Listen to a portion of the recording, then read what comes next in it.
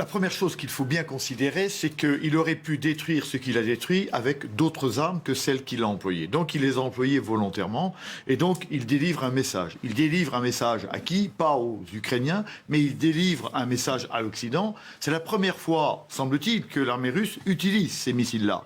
Et donc il nous dit, regardez, je sais les utiliser, elles sont extrêmement précises, donc faites attention, je peux encore monter, j'ai d'autres armes.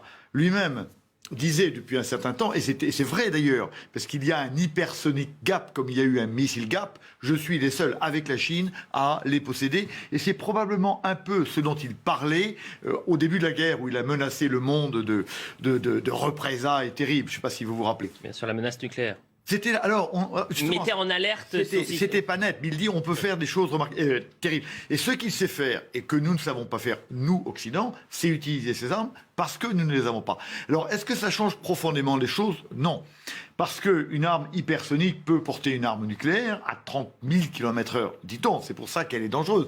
Mais les représailles d'un pays OTAN seraient nucléaires et extrêmement brutales.